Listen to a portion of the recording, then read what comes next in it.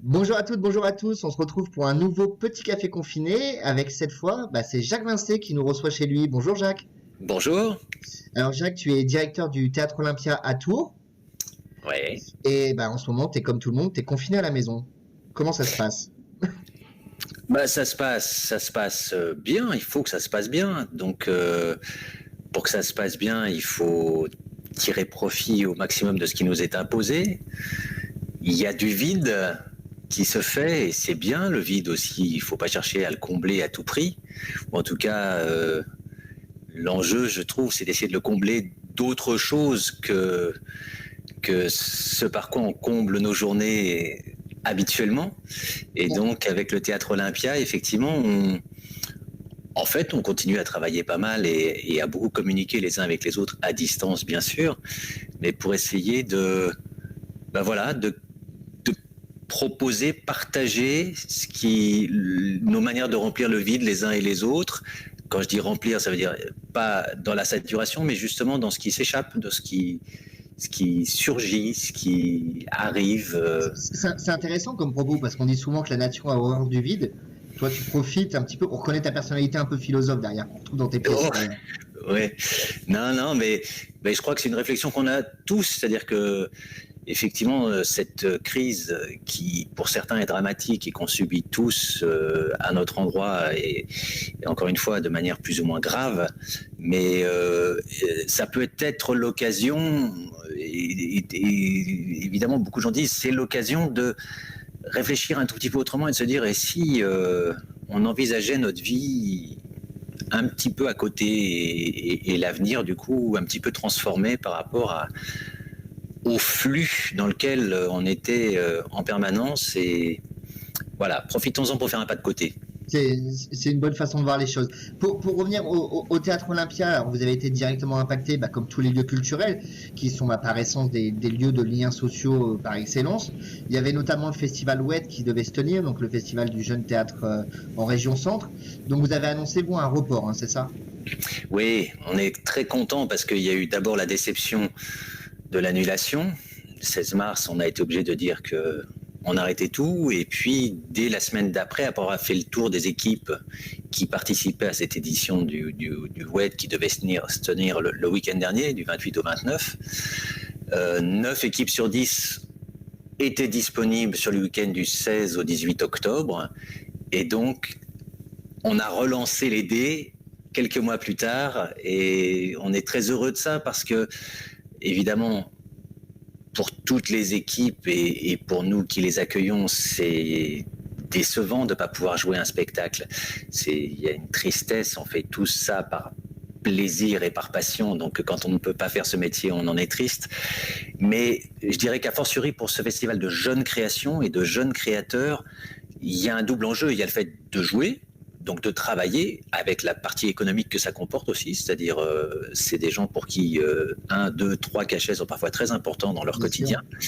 Mais il y a aussi le fait que c'est un festival où, par définition, ils sont vus par d'autres et entre autres par d'autres professionnels qui sont susceptibles de les programmer, de faire rebondir le spectacle. Et du coup, c'est extrêmement important pour eux que ça puisse avoir lieu quand même. Donc on est très heureux. C'est un vrai tremplin, le WED, c'est ça, faut le rappeler. Ouais. Ben voilà, c'est ça l'enjeu. C'est des jeunes créateurs qui sont choisis par les jeunes créateurs du Théâtre Olympia et qui, du coup, sont propulsés dans des cercles plus larges que simplement le festival. Et c'est ça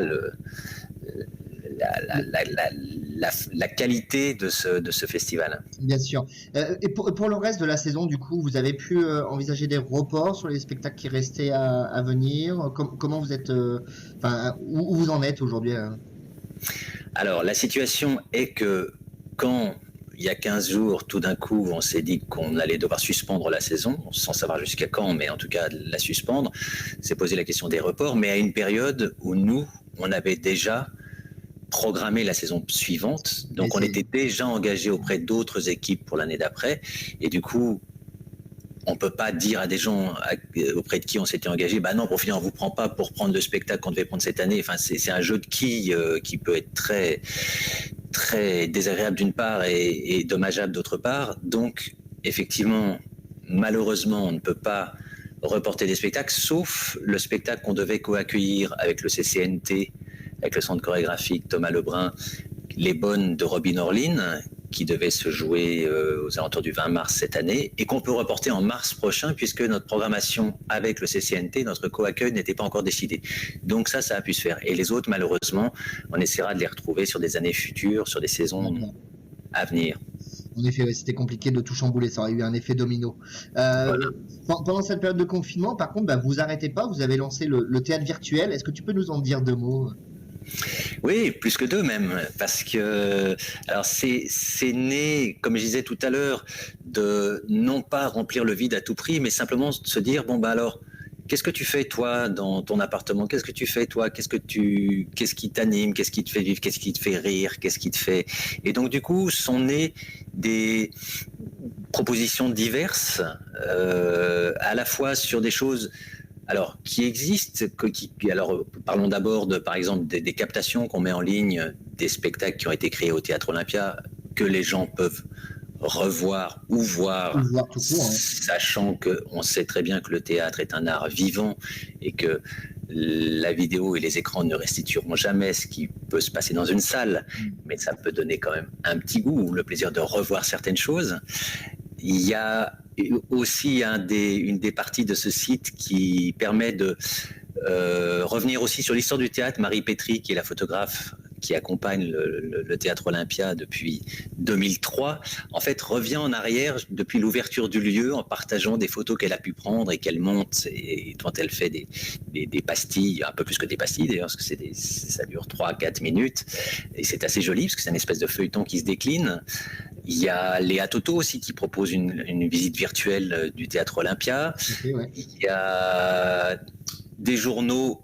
Une des comédiennes de l'ensemble artistique propose un journal quotidien sur des objets de son appartement qu'elle décrit d'une manière très poétique et humoristique.